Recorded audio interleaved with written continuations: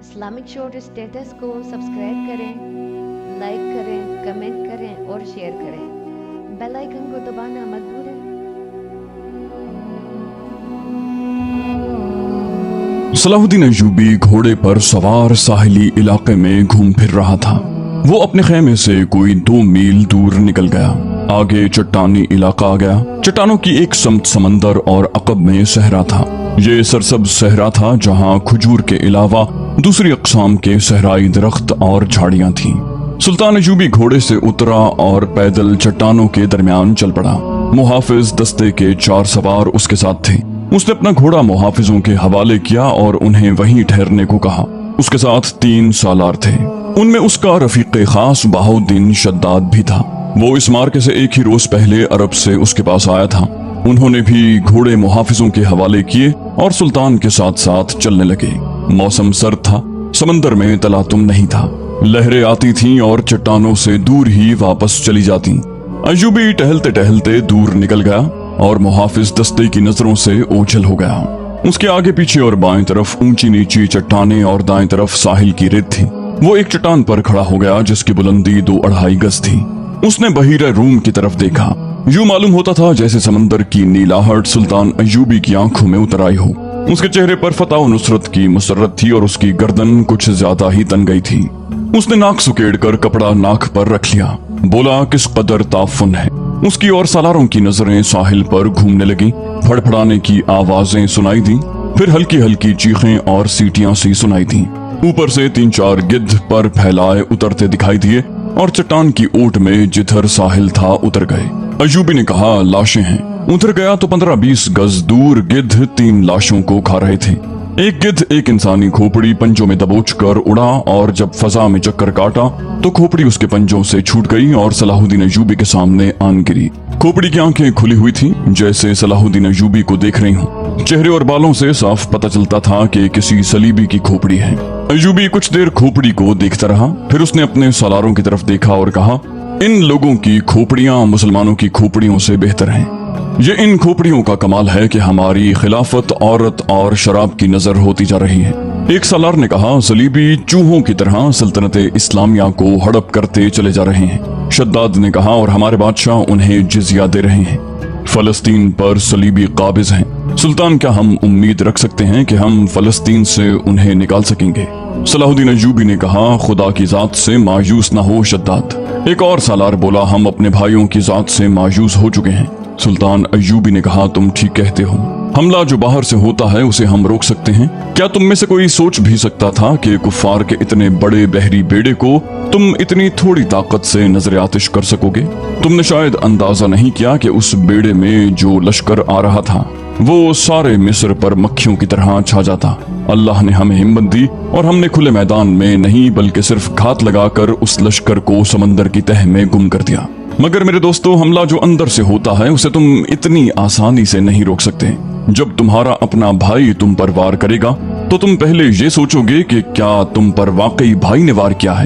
تمہارے بازو میں اس کے خلاف تلوار اٹھانے کی طاقت نہیں ہوگی۔ اگر تلوار اٹھاؤ گے اور اپنے بھائی سے تیغ آزمائی کرو گے تو دشمن موقع غنیمت جان کر دونوں کو ختم کر دے گا۔ ایوبی آہستہ آہستہ ساحل پر چٹان کے ساتھ ساتھ جا رہا تھا۔ چلتے چلتے رک گیا، جھک کر ریت سے کچھ اٹھایا اور ہتھیلی پر رکھ کر سب کو دکھایا۔ یہ ہتھیلی جتنی بڑی سلیب تھی جو سیاہ لکڑی کی بنی ہوئی تھی۔ اس کے ساتھ ایک مضبوط دھاگا تھا۔ اس نے ان لاشوں کے بکھرے ہوئے اعضاء کو دیکھا جنہیں گدھ کھا رہے تھے، پھر کھوپڑی کو دیکھا جو گدھ کے پنجوں سے اس کے سامنے گری تھی۔ وہ تیز تیز قدم اٹھاتا کھوپڑی تک گیا۔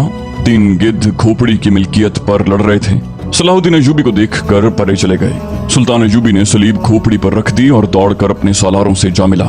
کہنے لگا میں نے سلیبیوں کے ایک قیدی افسر سے باتیں کی تھیں، اس کے گلے میں بھی سلیب تھی۔ اس نے بتایا کہ صلیبی لشکر میں جو بھرتی ہوتا ہے اس سے سلیب پر ہاتھ رکھ کر حلف لیا جاتا ہے کہ وہ سلیب کے نام پر جان کی بازی لگا کر لڑے گا اور وہ روئے زمین سے آخری مسلمان کو بھی ختم کر کے دم لے گا۔ اس حلف کے بعد ہر لشکری کے گلے میں سلیب لٹکا دی جاتی ہے۔ یہ سلیب مجھے ریت سے ملی ہے، معلوم نہیں کس کی تھی۔ میں نے اس کھوپڑی پر رکھ دی ہے تاکہ اس کی روح سلیب کے بغیر نہ رہے۔ اس نے سلیب کی خاطر جان دی ہے۔ سپاہی کو سپاہی کے حلف کا احترام کرنا چاہیے۔ شداد نے کہا سلطان یہ تو آپ کو معلوم ہے کہ صلیبی یروشلم کے مسلمان باشندوں کا کتنا کچھ احترام کر رہے ہیں۔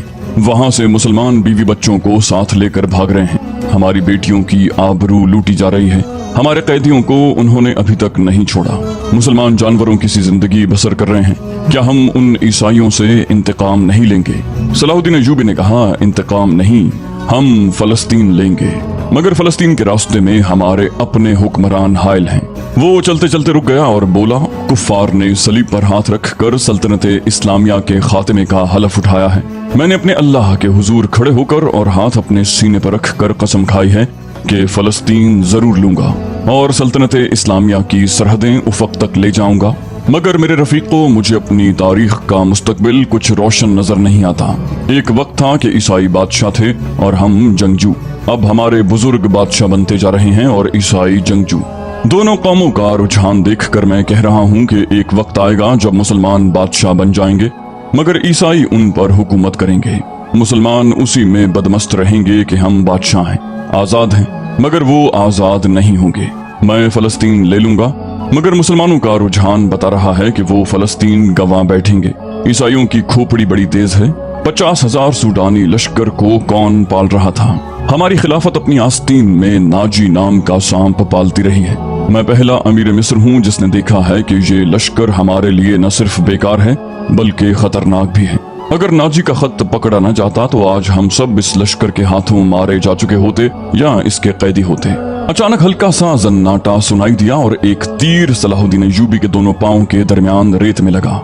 जिधर से तीर आया था उस तरफ सुल्तान अय्यूबी की पीठ थी। सालारों में से कोई उधर नहीं देख रहा था। सबने बिदक कर उस तरफ देखा जिधर से तीर आया था। उधर नोकीली चट्टानें थीं। तीनों सालार और सलाहुद्दीन अय्यूबी दौड़कर एक ऐसी चट्टान की ओट में हो गए जो दीवार की तरह उमूदी थी। उन्हें तवक्को थी कि और भी तीर आएंगे। तीरों के सामने मैदान में खड़े रहना कोई बहादुरी नहीं थी। शद्दाद ने मुंह में उंगलियां रख कर जोर से सीटी बजाई। मुहाफिज दस्ता पाबारिकाब था। उनके घोड़ों के सरपट टापू सुनाई दिए। उसके साथ ही तीनों सालार उस तरफ दौड़ पड़े जिस तरफ से तीर आया था। वो बिखर कर चट्टानों पर चढ़ गए। चट्टानें ज्यादा ऊंची नहीं थीं। सलाहुद्दीन अय्यूबी भी उनके पीछे गया।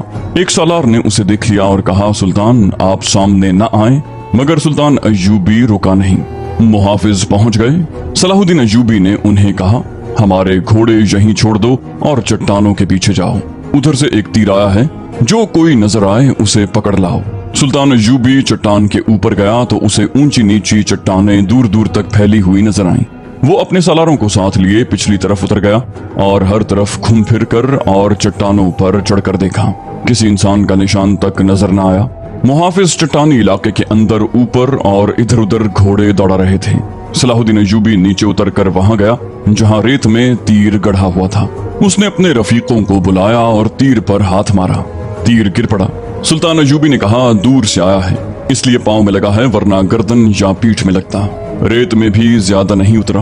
उसने तीर उठाकर देखा और कहा, सलीबियों का है, हशीशीन का नहीं।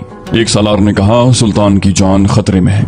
सलाहुद्दीन अय्यूबी ने हंसकर कहा, और हमेशा खतरे में रहेगी। मैं बहीरा रोम में कुफ्फार की वो कश्तियां देखने निकला था जो मल्लाहों के बगैर डोल रही हैं। मगर मेरे अजीज दोस्तों, कभी न समझना कि सलीबियों की कश्ती डोल रही है।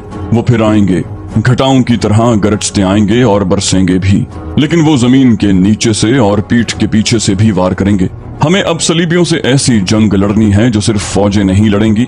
मैं जंगी तरबियत में एक इजाफा कर रहा हूँ। ये फन हर्ब व ज़र्ब का नया बाब है। इसे जासूसों की जंग कहते हैं। सुल्तान अय्यूबी तीर हाथ में लिए घोड़े पर सवार हो गया और अपने कैंप की तरफ चल पड़ा। उसके सालार भी घोड़ों पर सवार हो गए। उनमें से एक ने सुल्तान के दाएं तरफ अपना घोड़ा कर दिया, एक ने बाएं को और एक ने अपना घोड़ा उसके बिल्कुल पीछे और करीब रखा ताकि किसी भी तरफ से तीर आए तो सलाहुद्दीन अय्यूबी तक न पहुंच सके।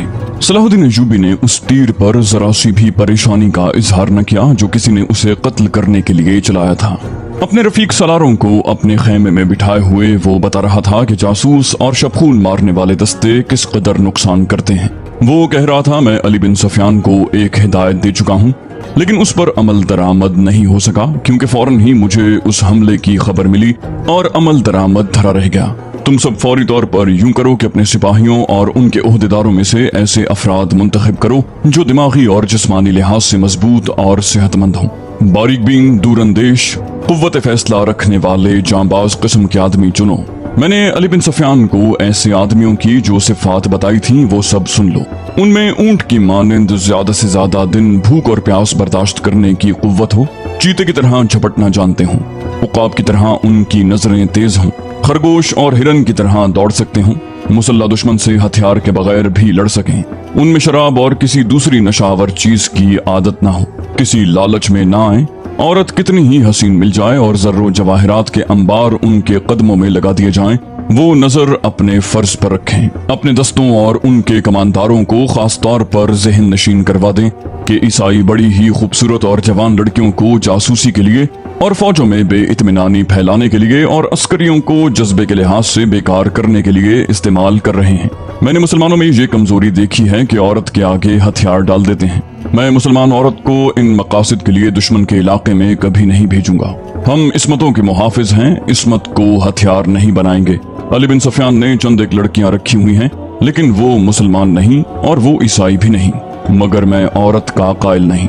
मुहाफिज दस्ते का कमांडर खेमे में आया और इत्तला दी कि मुहाफिज कुछ लड़कियों और आदमियों को साथ लाए हैं। सुल्तान अयूबी बाहर निकला, उसके तीनों सालार भी साथ थे। बाहर 5 आदमी खड़े थे जिनके लंबे चुगे दस्तारें और डील डोल बता रही थी कि ताजिर हैं और सफर में हैं। उनके हमरा 7 लड़कियां थीं, 7 जवान थीं और एक से बढ़कर एक खूबसूरत। उन मुहाफिजों में से एक ने, जो सुल्तान पर तीर चलाने वाले की तलाश में गए थे, बताया कि उन्होंने तमाम इलाका छान मारा, उन्हें कोई आदमी नजर नहीं आया। दूर पीछे गए तो ये लोग 3 ऊंटों के साथ डेरा डाले हुए थे। एक सालार ने पूछा, क्या इनकी तलाशी ली गई है? मुहाफिज ने जवाब दिया, ली है। ये कहते हैं कि ताजिर हैं, इनका सारा सामान खुलवा कर देखा है, जामा तलाशी भी ली है। इनके पास इन खंजरों के सिवा और कोई हथियार नहीं। उसने 5 खंजर सुल्तान अयूबी के कदमों में रख दिए। एक ताजिर ने कहा, हम मराकश के ताजिर हैं, सिकंदरिया तक जाएंगे। 2 रोज गुजरे, हमारा कयाम यहाँ से 10 कोस पीछे था। परसों शाम ये लड़कियां हमारे पास आईं, इनके कपड़े भीगे हुए थे। इन्होंने बताया कि ये सिसली की रहने वाली हैं। इन्हें ईसाई फौज का एक कमांडर घरों से पकड़कर साथ ले आया और एक बहरी जहाज में सवार किया। इनके माँ बाप गरीब हैं। ये कहती हैं कि बेशुमार जहाज और कश्तियां चल पड़ी। लड़कियों वाले जहाज में चंद और कमांडर किस्म के आदमी थे और उनकी फौज भी थी। वो सब उन लड़कियों के साथ शराब पीकर ऐशो इशरत करते रहे। इस साहिल के करीब आए तो जहाजों पर आग के गोले गिरने लगे। तमाम लोग जहाजों से समंदर में कूदने लगे। इन लड़कियों को उन्होंने एक कश्ती में बिठाकर जहाज से समंदर में उतार दिया। ये बताती हैं कि इन्हें कश्ती चलानी नहीं आती थी। कश्ती समंदर में डोलती और भटकती रही। फिर एक रोज खुद ही साहिल से आ लगी। हमारा कयाम साहिल के साथ था। ये हमारे पास आ गईं। बहुत ही बुरी हालत में थी। हमने इन्हें पनाह में ले लिया। इन्हें हम धुतकार तो नहीं सकते थे। हमें कुछ समझ नहीं आ रही थी कि इनका क्या करें। पिछले पड़ाव से यहाँ तक इन्हें साथ लाए हैं। ये सवार आ गए और हमारे सामान की तलाशी लेने लगे। हमने इनसे तलाशी की वजह पूछी तो इन्होंने बताया कि सुल्तान सलाहुद्दीन अमीर मिस्र का हुक्म है। हमने इनकी मिन्नत समाजत की कि हमें अपने सुल्तान के हुजूर ले चलो। हम अर्ज करेंगे कि इन लड़कियों को अपनी पनाह में ले ले। हम सफर में हैं, इन्हें कहां कहां लिए फिरेंगे। लड़कियों से पूछा गया तो वो सिसली की जबान बोल रही थीं। वो डरी डरी सी लगती थीं। उनमें से 2-3 इकट्ठी ही बोलने लगी। सलाहुद्दीन अयूबी ने ताजिरों से पूछा कि उनकी जबान कौन समझता है। एक ने बताया कि सिर्फ मैं समझता हूँ। ये इल्तिजा कर रही हैं कि सुल्तान इन्हें पनाह में ले ले। कहती हैं कि हम ताजिरों के काफिले के साथ नहीं जाएंगी, कहीं ऐसा न हो कि रास्ते में डाकू हमें उठा कर ले जाएं। इधर जंग भी हो रही है। हर तरफ ईसाइयों और मुसलमानों के सिपाही भागते दौड़ते फिर रहे हैं। हमें सिपाहियों से बहुत डर आता है। हमें जब घरों से उठाया गया था तो हम सब कुंवारी थीं। उन फौजियों ने बहरी जहाज में हमें तवायफें बनाए रखा। एक लड़की ने कुछ कहा तो उसकी जबान जानने वाले ताजिर ने सुल्तान अयूबी से कहा, ये कहती है कि हमें मुसलमानों के बादशाह तक पहुंचा दो, हो सकता है उसके दिल में रहम आ जाए। एक और लड़की बोल पड़ी। उसकी आवाज रुंधियाई हुई थी। ताजिर ने कहा, यह कहती है कि हमें ईसाई सिपाहियों के हवाले न किया जाए। मैं मुसलमान हो जाऊंगी बशर्ते कि कोई अच्छी हैसियत वाला मुसलमान मेरे साथ शादी कर ले। 2-3 लड़कियां पीछे खड़ी मुंह छुपाने की कोशिश कर रही थीं। उनके चेहरों पर घबराहट थी। बात करते शर्माती या डरती थीं। सलाहुद्दीन अयूबी ने ताजिर से कहा, इन्हें कहो कि ये ईसाइयों के पास नहीं जाना चाहती। हम इन्हें इस्लाम कबूल करने पर मजबूर नहीं कर सकते। ये लड़की जो कह रही है कि मुसलमान हो जाएगी बशर्ते कि कोई मुसलमान उसके साथ शादी कर ले, इसे कहो कि मैं इसकी पेशकश कबूल नहीं कर सकता क्योंकि ये खौफ और मजबूरी के आलम में इस्लाम कबूल करना चाहती है। इन्हें बताओ कि इन्हें मुझ पर एतमाद है तो मैं इन्हें इस्लाम की बेटियों की तरह पनाह में लेता हूँ। अपने दारुल हुकूमत में जाकर ये इंतजाम कर दूंगा कि इन्हें ईसाई राहिबों या किसी पादरी के पास भिजवा दूं। पादरी यरूशलेम में होंगे।